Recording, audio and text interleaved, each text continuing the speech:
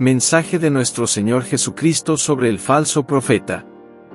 Retomemos el texto del Apocalipsis y veamos el resto. Vimos que el dragón transmitió su poder a la bestia y más adelante se levantó otra bestia que tenía 2 cuernos semejantes a los de un cordero, pero que hablaba como un dragón al servicio de la primera bestia. Estableció su imperio en todas partes. ¿Qué cordero? Solo hay uno, es el cordero inmolado, Jesús, Cristo Salvador y ungido del Señor, que es el dragón. Es el diablo que ha tomado la tierra bajo su dominio. Así que esta otra bestia parece ser un cordero, pero habla bajo la influencia del mal. Y más adelante, en el capítulo 16, versículo 13. Esta otra bestia es llamada de manera diferente. Se le llama falso profeta, es decir, un hombre que se cree profeta, pero que no lo es. ¿Qué es un profeta? Es una persona que predice el futuro, pero también es el intérprete de Dios. Ahora bien, Jesucristo instituyó a Pedro y a sus sucesores para ser sus vicarios en la tierra, es decir, sus intérpretes ante los hombres. Pero, hijos, volvamos a la historia reciente de la Iglesia. En 1950, el Papa Pío IX proclamó el dogma de la Asunción de la Virgen María. Murió en 1958. En 1960, el nuevo Papa debería haber divulgado al mundo el tercer secreto de Fátima. No lo hizo. El 25 de diciembre de 1961, mediante la bula Humanae Salutis, el Papa Juan XXIII convocó el Concilio Vaticano II, que se reunió entre 1962 y 1965. Es de dominio público que este concilio sacudió a la Santa Iglesia Católica, cambiando incluso la mentalidad católica. De hecho, se trataba de tender la mano al mundo y allanar el camino hacia la unidad de la humanidad. La religión católica se puso en pie de igualdad con las demás religiones, ya no enseñaría, sino que iniciaría un diálogo. Introdujo una nueva misa en 1969 y un espíritu protestante en sí mismo. Permitió a los pastores protestantes participar en misas concelebradas y la comunión en la mano de los fieles y su distribución por los laicos. Cambió el calendario litúrgico, redujo la penitencia de los 40 días de Cuaresma a solo 2 días y cambió el ritual de todos los sacramentos, eliminando el exorcismo del sacramento del bautismo.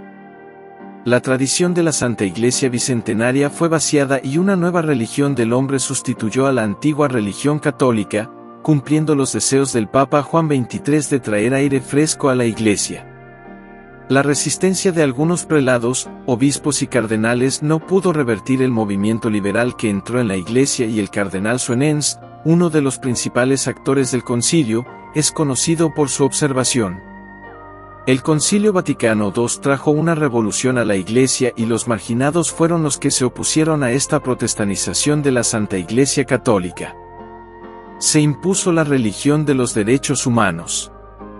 En 1986, tuvo lugar el gran encuentro interreligioso de Asís por la Paz, durante el cual Buda fue colocado en un pedestal en la playa, relegando al Santísimo Sacramento.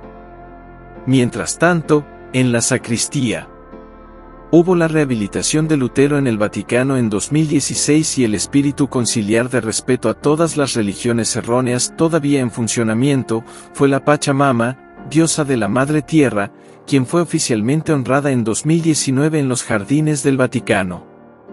Luego, la lógica del error continúa siempre adelante. El motu proprio del 16 de julio de 2021 restringe drásticamente el uso de los libros litúrgicos anteriores a la reforma del Concilio Vaticano II y su aplicación aún está por implementarse.